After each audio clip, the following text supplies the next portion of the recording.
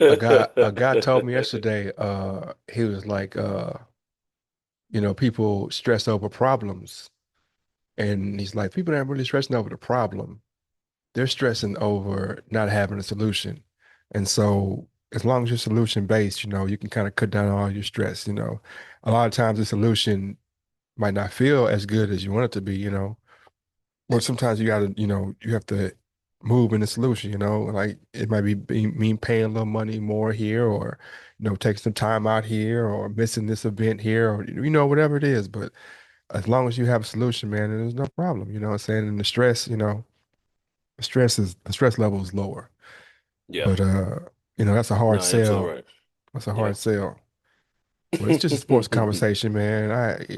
We want to This is welcome you out sport. to another sports Yeah, conversation. This is James yeah. Boog was saying with King Gates Prince for this unexpected conversation because there's been a lot going on, different moves. Oh man, I The you know I NBA offseason been pretty okay. It's been okay. It's been full of surprises, but it yeah. hasn't been like, I want to talk about too far Bronny yet. James and LeBron James and the LeBron James fans for just 7 minutes.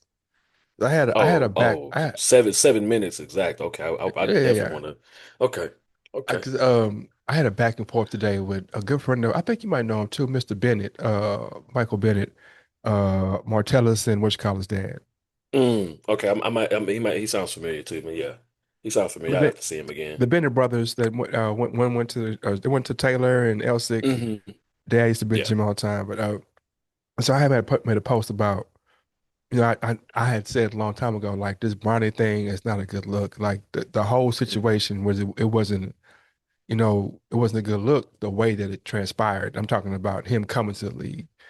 And they're like, you a Hmm. hater. And I'm like, I'm not a hater. It's like, look at the circumstances. Like, this Right. it's like a 3-point shot to me. It's like, it's high risk, high reward. And so now, as LeBron has left the Lakers and Bronny's there, you know, just, I mean, on every level, it's tough. It's tough. And it wasn't well thought out, is what I think, because you had dad saying that he was better than some NBA players on his team. And now you've That's a left fact. That's a fact. and He did say that. and now you've left him on this team, you know, where you said that he was better than some of the players and Not only knowing on the that team, but in the league. in the Not only league, just yeah, on that yeah, team, but in the league at that. Yeah, yeah. absolutely. So just let's just talk about that locker room. If one of the guys in the locker room was there and now you don't have kind of the shield of, there, it's gonna be some tough practices. Also, it's like there really isn't a space for him on that team. It's not a space for him on that team, at this point. Like his role Like to is a get back, quality minutes for him to yeah, grow and learn at least. be any Okay. minutes. And so I'm like, so I was like, man. So what happens? Does he stay there and just sit the bench? Does he leave and go to, because they finagled him a guaranteed contract, which is wild for the last pick or the second last pick. But it is what it is.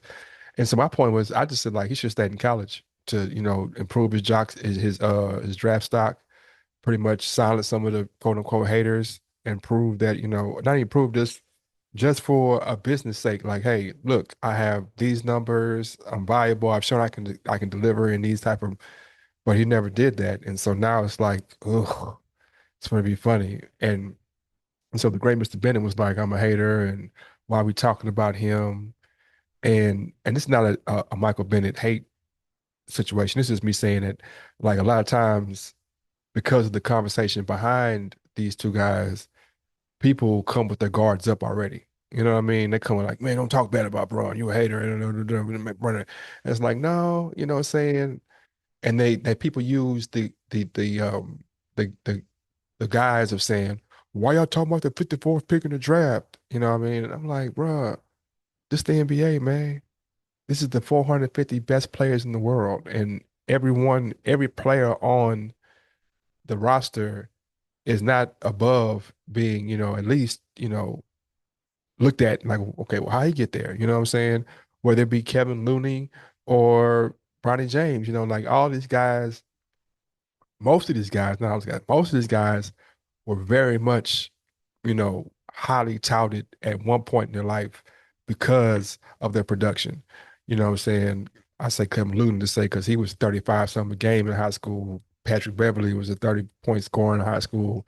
You know, PJ Tucker won MVPs in different leagues, different guys who, and I'm saying these guys who don't have great roles in the NBA, but they had, when you look and see, okay, I can see how, and it's like you don't have those accolades or those numbers. You don't have the things that typically you see in an NBA player. And on top of that, you're undersized, you know what I'm saying? So it's like it's very peculiar. It's not peculiar. You know why I got in, you know what I'm saying? Not to how I mean live in that space. But so it's like when people question why I got in, I'm like, yeah, man, somebody didn't get in because you got in. You know what I'm saying? And so it's like, oh, but y'all hating on him. It's not hate, bro. It's just honest criticism. And nobody, not even the best. If we can talk about Kevin Durant and LeBron James, we for sure, and Harden, all these other guys who have astronomical numbers. There's no way that we just like, oh, we're gonna talk about him because no, we talk about everybody,